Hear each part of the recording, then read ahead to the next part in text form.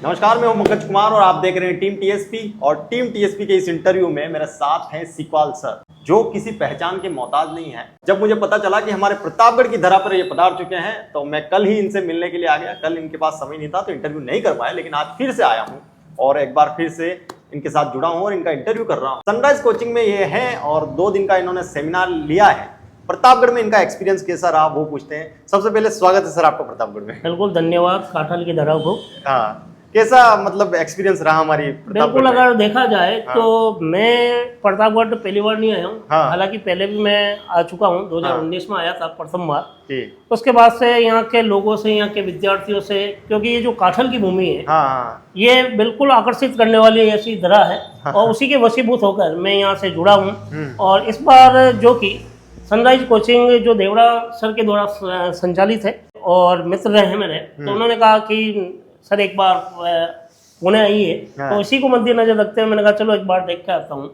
तो इसी सिलसिले के दरमियान मेरे को 2 दिन हुए आए हुए, काफ़ी विद्यार्थियों से मैं रूबरू हुआ हूँ। और प्रतापगढ़ से विशेष जुड़ा होने का पीछे कारण था कि मैं 2019 में जब पढ़ाने पहली बार आया, मुझे यहाँ बहुत अच्छा लगा। यहाँ के विद्यार्थियों को यदि कोई मानक रणनीति के साथ तैयारी करने का निर्देशन यदि कोई दे तो बिल्कुल यहाँ के विद्यार्थी बहुत आगे तक जा सकते हैं। केवल शिक्षक भर्ती के लिए नहीं है, वो विद्यार्थी अगर देखा जाए तो मैं कह रहा हूँ कि प्रशासनिक सेवाओं के सर्वोच्च पायदान पर भी जा सकते हैं। ठीक है, मिलनी चाहिए सही दिशा निर्देश। ठीक है, आपने बड़ी बड़ी कोचिंगों में पढ़ा है और वहाँ का माहौल भी देखा होगा। इस कोचिंग का माहौल देखकर क्या आपको लग रहा है कि सफिशिएंट है बच्चों के लिए? मतलब यहाँ पर अगर तैयारी करें तो अच्छी तैयारी उनकी हो जाएगी यहाँ से?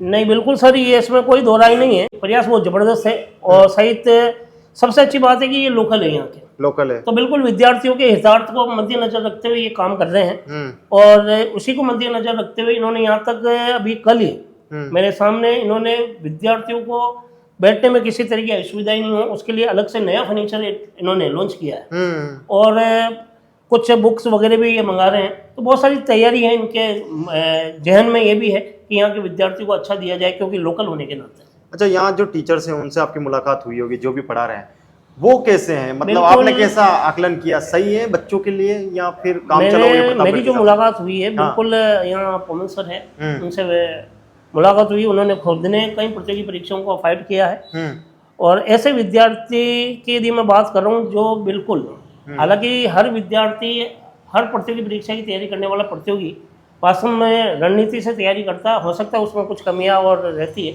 लेकिन अगर सही शिक्षक के दिशा निर्देश की बात करूं तो यहाँ की जो फैकल्टी है वो वास्तव में बच्चों के लिए अच्छी है।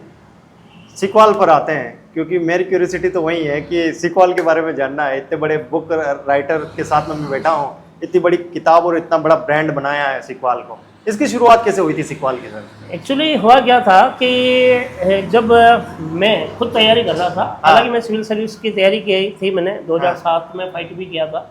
और जो मेरे कजन हैं नौरज जी, तो हम जब बैठे थे तो हमारा कोई ऐसा पहले से कोई प्री प्लान नहीं था कि सिकवाल पब्लिकेशन खोला जाए या कुछ किया जाए। बस किताबें लिखने का मुझे क्या शौक पहले से था, क्योंकि मेरे फूफा जी खुद राइटर थे, साहित्य प्रकाशन में लिखते थे वो लोग।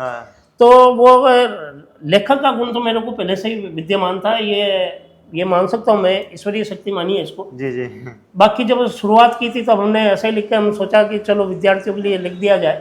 तो मेरे भाई साहब नौरज जी है, उन्होंने इस पुस्तक को प्रकाशित किया। तो 10 में ये काफ़ी लोकप्रिय हो गई थी और 11-12 तक तो आते आते लगभग काफ़ी जगह, चाहे वो मनोविज्ञान की किताब हो और एक जो मानचित्रावली है सिकवाल पब्लिकेशन की, वो लगभग ऐसा माना जा रहा है कि हर विद्यार्थी के पास है जी। तो ऐसी कई मानक किताबें उसमें लिखी गई है और मनोविज्ञान की किताब भी वहाँ जबरदस्त है। और लगभग कोई भी विद्यार्थी यदि तैयारी करता है तो वो सबसे पहले, क्योंकि उसकी हमने भाषा जो रखी, तो जब मैंने खुद ने तैयारी की और मैंने जब इस बात का अनुभव किया सर कि तैयारी करने वाला जो विद्यार्थी होता है उसके लिए भाषा का इम्पोर्टेंट होना बहुत इम्पोर्टेंट है। क्योंकि किसी भी बुक की अगर भाषा सहज है तो विद्यार्थी को समझने में क्या होता, आसान होता है। तो इसी को मद्देनजर रखते हुए सिकवाल पब्लिकेशन में जो भी ऑथर आए हैं, हमने फिर अलग अलग ऑथर को भी लिया। शुरुआत मैंने भी की थी उसमें, तो हमने उसको भाषा को विशेष महत्व दिया और वो भाषा का ही एक ये मानूं उसमें लोकप्रियता रही, जिसकी वजह से विद्यार्थी उसको पहली पसंद का रूप दे रहे हैं। ठीक है। और पाठक उसको पढ़ना चाहते हैं। हाँ, कॉम्पिटिटिव एग्जाम, रीट हो गए, फर्स्ट ग्रेड हो गए, या जिसमें भी साइकोलॉजी सब्जेक्ट आता है, बच्चों को विशेषकर डर लगता है साइकोलॉजी से, थोड़े घबराते हैं कि साइकोलॉजी कैसे पढ़े, मनोविज्ञान कैसे पढ़े। आप तो साइकोलॉजी के ज्ञाता हैं, किताबें आपने छापी है, मतलब किताबों के लिए लिखा भी है, और स्पेशल जो सीक्वल की किताब आती है, मनोविज्ञान की किताब बच्चे पढ़ते हैं चाव से। जो साइकोलॉजी की तैयारी बच्चे करते हैं, उनको डर ना लगे, और किस तरीके से उनको तैयारी करनी चाहिए साइकोलॉजी की? बिल्कुल, मनोविज्ञान की तैयारी की यदि मैं बात करता हूँ, इस विषय को हाँ। शिक्षक भर्ती में विशेष वेटेज दिया गया। हालांकि वर्तमान में इस विषय को पुस्तकालय भर्ती परीक्षा में भी जोड़ दिया गया, यहाँ तक शारीरिक शिक्षक भर्ती परीक्षा में भी इसको जोड़ा है।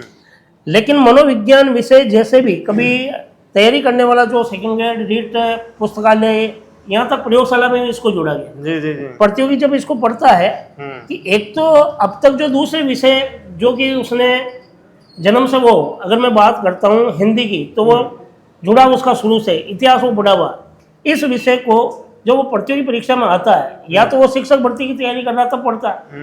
और उस समय आजकल लोग ऑथेंटिक किताबें नहीं पढ़ते, ऑथेंटिक नहीं पढ़ते हैं। बिल्कुल।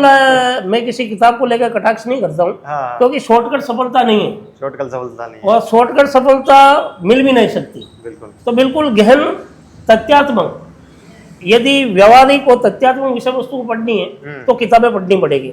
और इसी को मद्देनजर रखते हुए मैंने सीक्वल पब्लिकेशन में भाषा को सहजता और सरलता के साथ चित्रों पर आधारित मनोविज्ञान की किताब लिखी, क्योंकि बच्चा हो सकता है कि विषय वस्तु को इसमें शब्द थोड़े क्या आते हैं कि क्लिष्ट आते हैं, तो उन शब्दों को अच्छे से ज्ञान करने के लिए शॉर्ट ट्रिक्स का भी प्रयोग किया गया उसमें।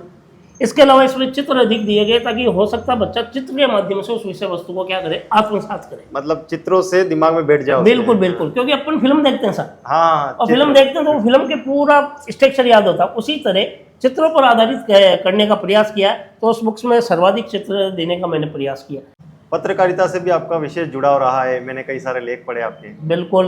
वो जर्नी कैसी रही आपकी? पत्रकारिता की यदि मैं बात कर रहा हूँ तो देखिए, किसी भी चीज में आने के पीछे बहुत बड़े रीजन होते हैं। हाँ। बिल्कुल, मेरे साथ कुछ घटनाएं भी ऐसी हो गई थी जिसने मुझे पत्रकारिता की क्षेत्र की तरफ भी जोड़ा। हाँ। और संपादकीय पृष्ठ वगैरह भी लिखता हूँ। वर्तमान में भी मैं कई पत्र पत्रिकाओं से जुड़ा हूँ, चाहे वो राष्ट्रीय लेवल की मैगजीन हो, या दैनिक अखबार हो, प्रिंट मीडिया को, इलेक्ट्रॉनिक मीडिया को, सभी से जुड़ाव रहा है। बिल्कुल, मैं उसमें आने का जो मेन मकसद था कि लोगों को सत्य चीज़ों, यानी कि कुछ घटनाएं जब किसी के साथ घटती है तो कहकर नहीं घटती। बिल्कुल। और पत्रकारिता की यदि मैं बात करूं तो वर्तमान में हर व्यक्ति पत्रकार, यदि उसको नॉलेज है तो हाँ, पत्रकार केवल किसी डिग्री से या उससे नहीं। हालांकि मैंने बैचलर ऑफ जर्नलिस्ट और मास्टर ऑफ जर्नलिस्ट भी किया हुआ है। हाँ। बिल्कुल, इसमें काफ़ी कुछ किया था, और मैंने इसको जीरो से पढ़ा। पत्रकारिता के से कई विषम पितामह मेरे सिरोधारी हैं, हाँ। जिनसे मैंने काफ़ी कुछ सीखा है। तो बिल्कुल, पत्रकारिता में एक राजपुरोहित जी सर है जी, जो कि नागौर से संबंध रखते हैं, काफ़ी उनसे मेरे को सीखने को मिलती। उन्होंने जब वो इस लाइन में आए थे तो टीचर के पद को छोड़ के इसमें आए। तो जब मेरा उनसे संपर्क हुआ तब भी मैंने भी उनसे काफ़ी कुछ सीखा। ऐसे और भी बहुत सारे हैं सीनियर जिनसे सीखने को मिला। तो कुछ ऐसी घटना मेरे जीवन में घटी थी। हालांकि मैं इस चैनल के माध्यम से वो चीज़ नहीं बताना चाहता हूँ। ठीक है, कोई बात नहीं। लेकिन जो घटना हुई उससे मुझे ऐसा लगा कि मुझे इस लाइन में आना चाहिए, और वास्तव में सत्य के लिए संघर्ष जरूर हो सकता है। तो उसी को लेकर मैंने ऐसे कई लेख लिखे हैं जो वास्तविकता पर है, राजनीतिक घटनाक्रम पर है, समसामयिक घटनाओं पर है, और इसके अलावा विकास को लेकर भी कई तरह के मुद्दे मैंने, जो ज्वलंत समस्याएं को उठाया है। पत्रकारिता वास्तव में मेरे रूह में है, और लेखन क्षमता ने मेरे को पत्रकारिता में भी स्थापित किया। पत्रकारों को ये सबसे बड़ी दिक्कत आज जो मैं भी महसूस करता हूँ, देख पाता हूँ कि दबाव में काम करना, जो भी ऊपर जो बैठे हैं लोग, उनके दबाव में काम करना पड़ता है लोगों को। बहुत सारे ऐसे पत्रकार होते हैं।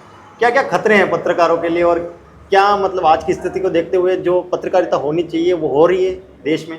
देखो, निष्पक्ष पत्रकारिता का लेवल अगर देखा जाए तो पहले से थोड़ा सा गिर चुका है, क्योंकि पीत पत्रकारिता के बहुत सारे पक्ष और है, उसके आयाम हैं।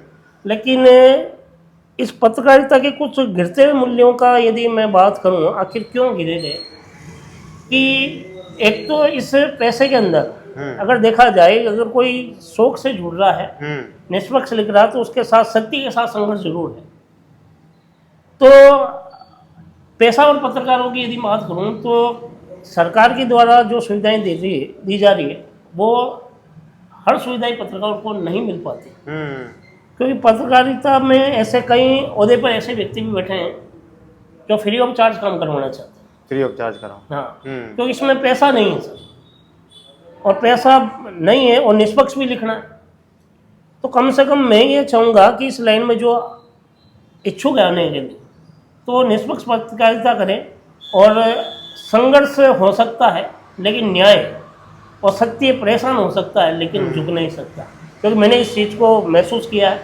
और ऐसे मैंने कम से कम राजस्थान में ऐसे कई चीज़ें भी मैंने पर्दाफाश की है जिसके लिए वास्तव में पूरे राजस्थान में वो धमकियाँ मिली कभी आपको? बिल्कुल ऐसा कई तरह की चीज़ें मिलनी भी है, लेकिन मैंने इस चीज़ को इग्नोर किया है कि चलो ठीक है, अपना पैसा है, सत्य लिखा है तो मिलेगा, इसमें कोई दो राय नहीं है। और मैं सत्य के लिए लिखता रहता हूँ, इस वक्त लिखने की आदत है मेरी। अच्छा, आज वैसे तो बहुत सारे लड़के आपसे गाइडेंस लेके गए हैं या आपसे मिलने भी आए थे, जो नहीं आ पाए या नहीं मिल पाए, उनको क्या आपकी सलाह है, क्या गाइडेंस है हमारे जो दर्शक हैं उनको? चलिए, मैं प्रतापगढ़ और काठल की यदि बात करूं, हाँ। जो किसी कारणवश, क्योंकि यहाँ बारिश का दौर भी मैंने देखा भी 2 दिन से, हाँ। तो कई विद्यार्थी नहीं आ पाए। बिल्कुल, जो भी विद्यार्थी जो तैयारी कर रहे हैं या किसी भी कंपटीशन की, उनके लिए केवल संदेश इतना है, यदि आप सार्थक और मानक रणनीति के साथ तैयारी करोगे तो आप किसी भी लक्ष्य को प्राप्त कर सकते हो, बेशर्त है कि आपको तैयारी करना है। देखो कि सही दिशा निर्देशन, कोचिंग केवल सही दिशा निर्देश दे सकती है, आपको अच्छा मैटर उपलब्ध करवा सकती है, विषय वस्तु उपलब्ध करवा सकती है, याद आपको खुद को करना है। इसलिए कहा गया कि खुद के मरे बिना तो स्वर्ग भी नहीं दिखता, मेहनत तो आपको खुद को ही करनी पड़ेगी।